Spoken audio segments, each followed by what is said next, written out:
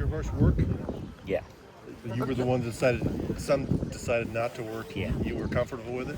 Yeah, I wanted to stay in a rhythm. You know, the track, they harrowed the track. Track looked good. I worked some earlier today, and I thought the horses got over the track well, so I was quite comfortable to work. Were you surprised that others did not? I'm not training them. How did he work? It worked good. 59 and 2, a fraction quicker than I was anticipating, but he wanted to do more than that. So I've got plenty left in the tank. We talked to you a week ago. How has the week gone? Do you feel better about your chances? The same, or? Yeah, I got a, you know, we come out good tomorrow. Everything's good. I got a position in the gate, so I got a chance. Have you watched any other horses? Anybody stand out to you? They all look good. When they come in here, they're all doing good. It's just finalizing, you know, everyone's horse. You know, they all look good. They're good horses. What's this look like if things are going your way? First half, third quarter. In the race, Yeah. well, it's just, I leave that to Brian. Never know. Yeah.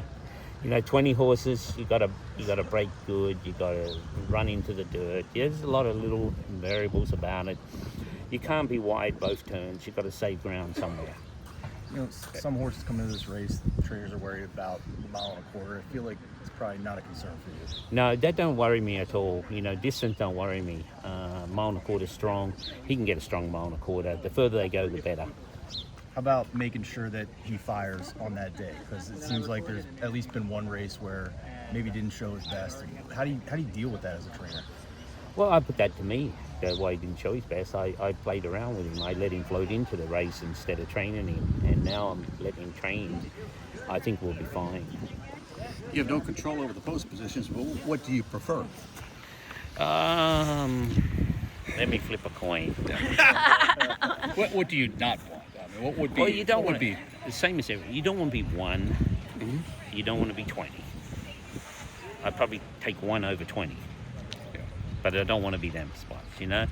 But you're somewhere in between. Is that because they've moved the gate out from where it used to be, where you're not running straight into the rail? No, it's a tough. 1's a tough spot. You're buried down in there. You know, you've got no choice to get yourself in a position. 20, you're in the parking lot, and you're just shaking hands with the fans. You know, so that way you got to try and work over to save ground. I noticed Carl's out here. Do you still ask him questions, run things off him? Does he offer Yeah, hints from his Derby experiences since he's won it twice? yeah. Carl's always told me he's my best Monday morning quarterback. He tells me what I do wrong on Monday. But not ahead of time? No.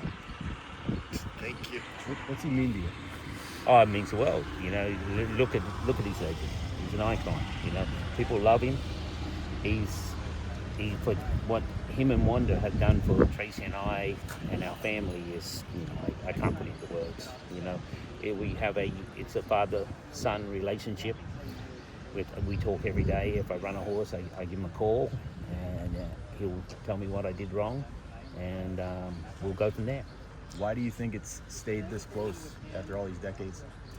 Why do you think you guys have stayed this close? We never second-guessed each other. If we make a decision and it was wrong, we move on. We learn from it.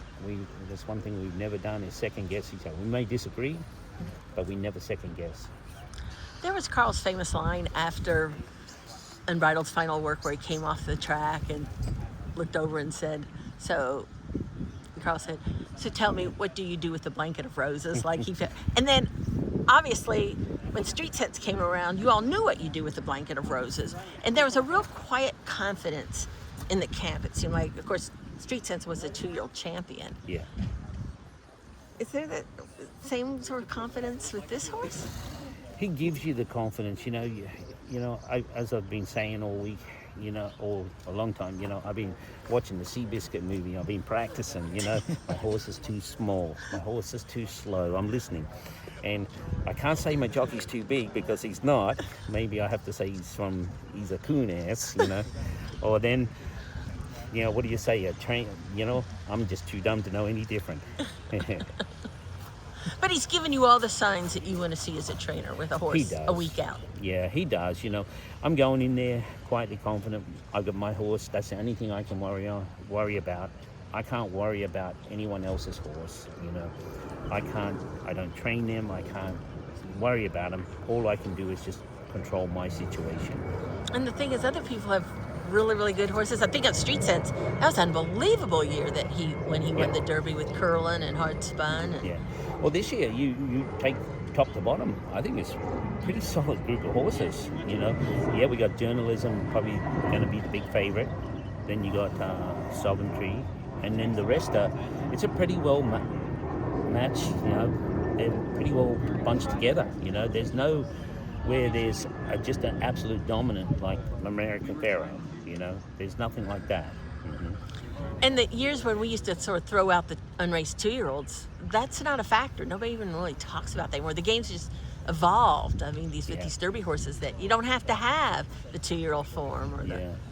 Yeah, I think it's changed a little bit. I think the point system changed the whole situation there. Before, when you had the graded earnings, those horses couldn't get in because they wouldn't have won enough points. Where you had, when it was on graded earnings, you had them sprinters that won money as 2-year-olds and early 3-year-olds would have enough earnings to get in. This would have been a good year for your horse, for Burnham Square, to have had it under the old system where you had the sprinters in there, huh? Yeah. That would have been good.